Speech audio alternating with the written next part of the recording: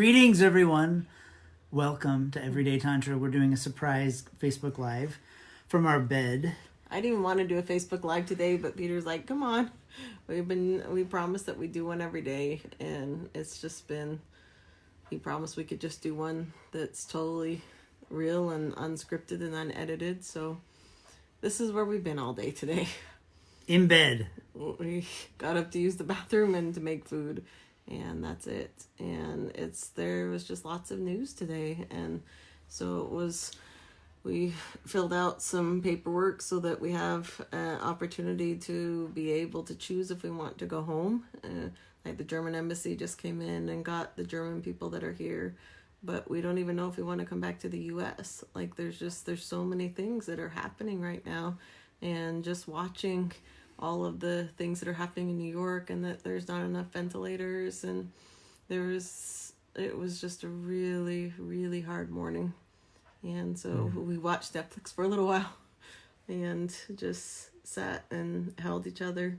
And we have our baby Yoda that sleeps in between us every night.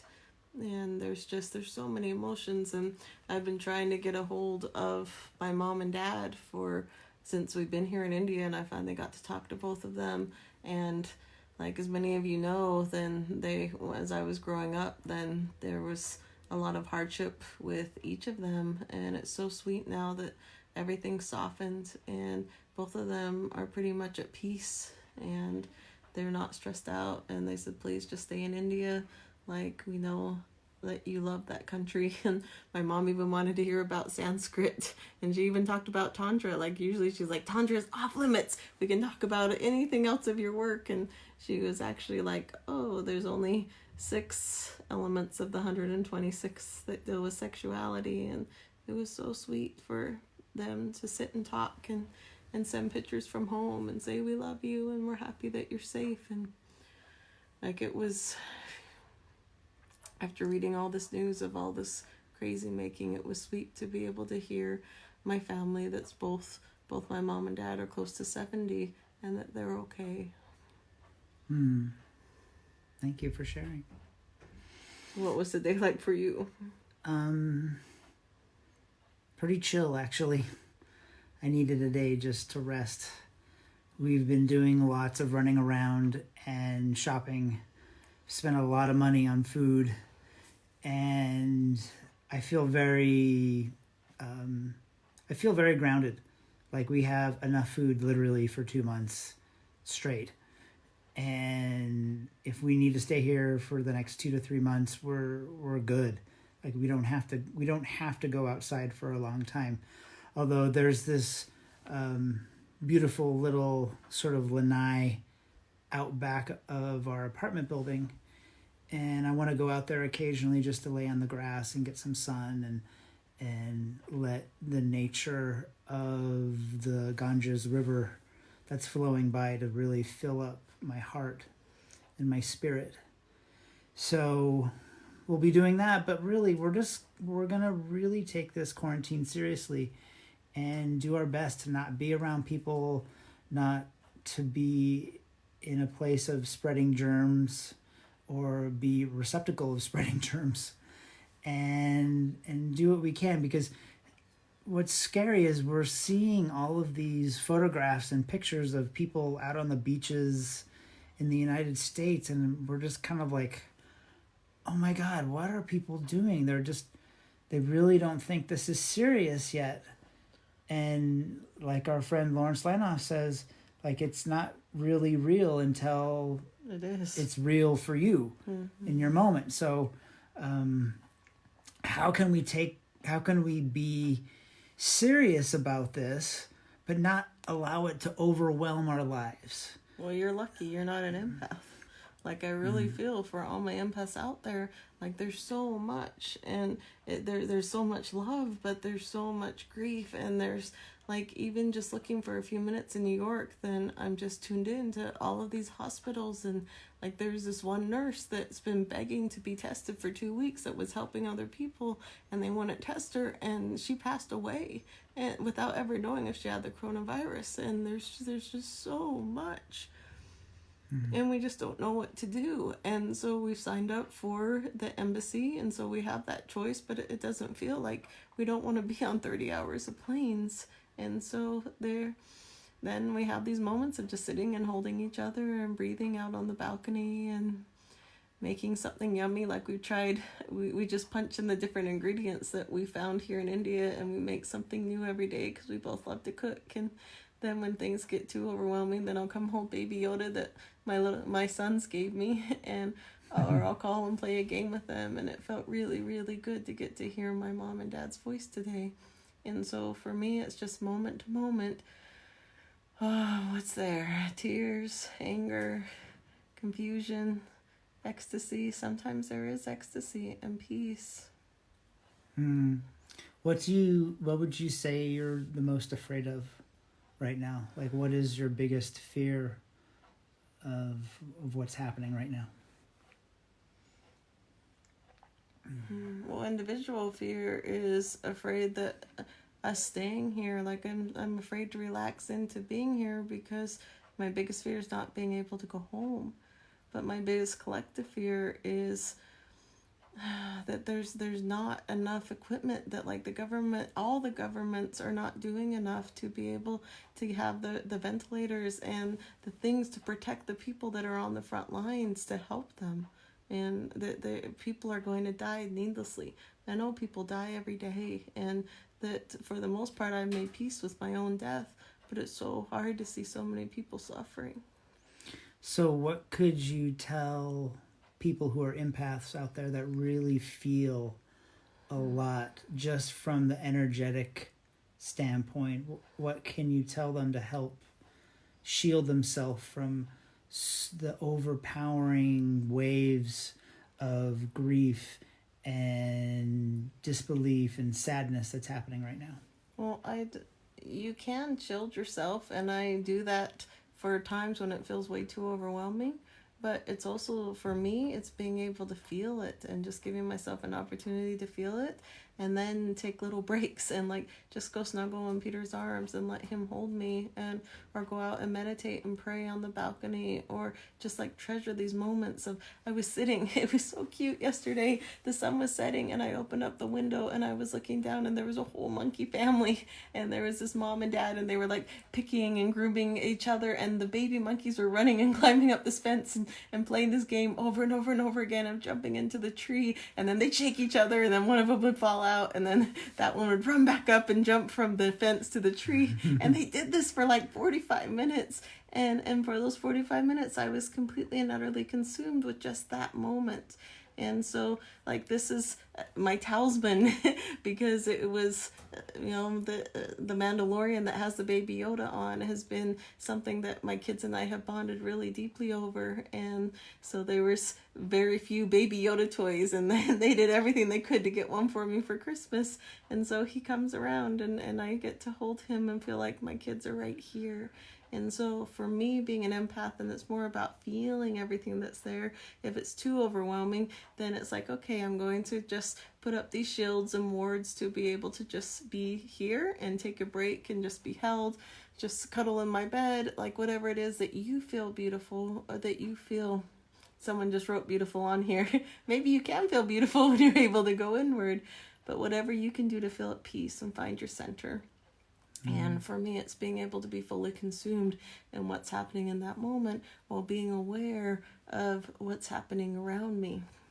I think it's important to take care of ourselves and not get too inundated with all of the information that's coming in, and take a break, like put the phone down, put the computer away, and have sex, like do something to really Cook food. Still your mind without watch the baby monkeys. Yeah, I have to remind myself, because I was eating dinner tonight and I was scrolling through articles on my phone, and I should be more present with my food, because that food is very nourishing to my body, and if I'm not really present with it, I don't think the food is quite as nurturing and nourishing to my body.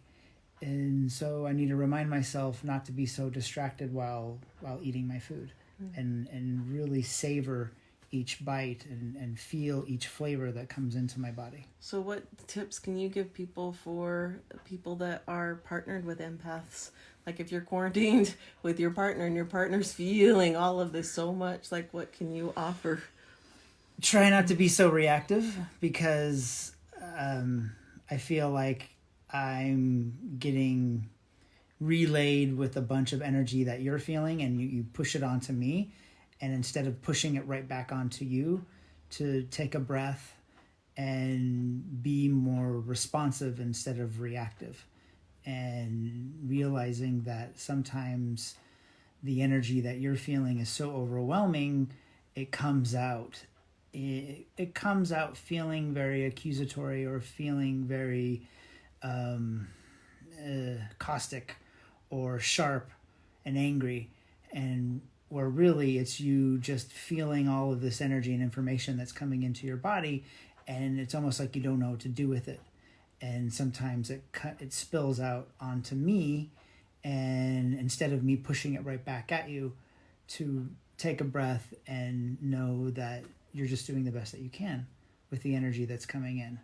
And so to be more compassionate about your circumstance of feeling so much energy that's happening in the universe right now. Did that make sense? Mm-hmm. Okay, good. Anything else you want to share? I think I feel pretty complete. I wanted to make this short and sweet tonight. And we'll find something fun to talk about tomorrow, but I just wanted to check in with everyone and wanted to say hi to Jenny in Bali, and say hi to Julia in Sacramento, and all of the other people that are tuning in. We want to take a moment to really honor you guys for taking the time to connect in with us, and we appreciate you. And I just hope that the transmissions that we're handing out are doing something to enhance your lives in some sort of way, and that we're not just on here being preachy. Like we're also on here just sharing our soul of who we are in a very real way. I hope that anyone else that is feeling a lot, like feeling overwhelmed, feeling confused, isn't sure what your next steps are, isn't even sure of what emotion or what's happening inside of you, that you can be more compassionate and give yourself a break. And it's okay to just get snuggled in bed. It's okay to not leave your bed for, a day, 2 days, like whatever you're feeling, whatever it is, it's okay. And can you just give yourself permission for more of that? And there's so many tears for me. There's just moments of anger that just feels so like just not fairness. And like I know Trump's an idiot, but I've never been so angry. Like there was so much of just finding compassion and just like, oh, well, yeah, Trump's an idiot. But like there's so much anger now, and there's so much there to be able to just say, okay, there's anger. And it's harder to transmute it and turn it back inward to find, oh, well, where's my own inner Trump? And there's just these moments of like, wow, this guy's a fucking idiot. Why don't you tell them what you're most angry about Trump right now? Just get it off your chest, and maybe you can help transmute it out of your body. I just feel like there's so much more that could be done. Like there's this act, I don't remember what the act's called right now, but if he called it into force, then they called it into force for World War I and II, and they opened up all of these factories and they started making the things for the war. And so why isn't he saying, hey, we need these ventilators, we need these masks, we need these protective gear for people that are there putting their lives on the line? And he won't. He's just stupid, and he's getting on and doing misinformation. And he says, oh, well, there's this miracle cure, and this couple goes and drinks the stuff that's made to clean out fish tanks, and he dies. Like, she's still in critical care, and it says he's just being so stupid. Reckless is what it is, reckless. So what Monique's talking about is there's a governmental act that will basically nationalize certain industries so that we can get products from one place to another very quickly. So like New York needs rubber gloves and gowns and masks. They need 30,000 ventilators right now. And they need 30,000 ventilators. So they could impose this act, and the U.S. military would basically go to companies all over the U.S. and tell them, like, hey, we're going to requisition these products and then send them to places where they need them the most, like in New York City and other large metropolitan areas. And so they're turning companies into factories. Yeah. And so they're using companies that were doing other things. Like there's some companies doing it on their own. Like I forget what t-shirt company, but they actually themselves of their own accord went in and said, you know what, we need masks, we need things taken care of, and they're making masks. They went in with their own money and created a space for them to be able to, instead of make t-shirts, because no one's buying t-shirts, to be able to make face masks with all of their materials that they had. Yeah, and I think Tesla is making ventilators, and some other car companies are helping to make ventilators. But they could go to, say, like a condom company that has a bunch of latex and say, hey, we're going to take this latex and send it to another company that makes rubber gloves, because a lot of companies that are making rubber gloves don't have the material to create more rubber gloves. So they would basically requisition products from other companies to help other companies create the things that we need. And there's an act, a governmental act, that the president could order and start this process. Mm-hmm. And President Trump has said, well, we're not going to do that until it's a last resort. But it needs to be done right away. But why not start doing it now to start saving people's lives? Mm-hmm. So that's what Monique and I have been discussing today, and it's been quite frustrating. And so we're hoping and praying that this act comes soon, and that more companies and businesses start changing over on their own to help the process of people getting well. So underneath the anger is just this hope and this prayer for all of our workers that are on the front lines, that are willing to show up, that are willing to make the tough decisions, that are willing to sanitize their face masks and go in hour after hour to be with the sick people, that they can be held, they can be supported, that their families can be loved. Like, I know underneath the anger is this longing to connect and for people to be okay. And so, yeah, I can be mad at Trump. Like, it's really easy to find the anger now. But underneath that, then there is, like, let's just take a moment and just send gratitude and prayers and blessings for all the people that are there on the front line, and for all the people that have family members that are sick or have died. And for those of us that are around the world and we're not sure what the next steps are and what we should do.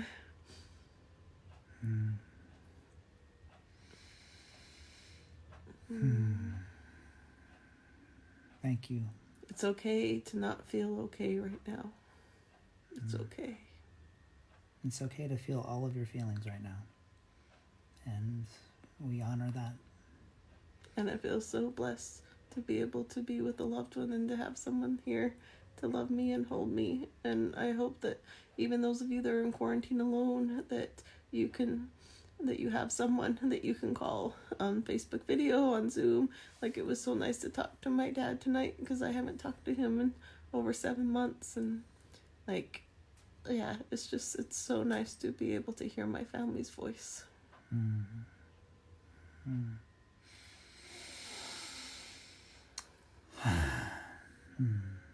Thank you for sharing.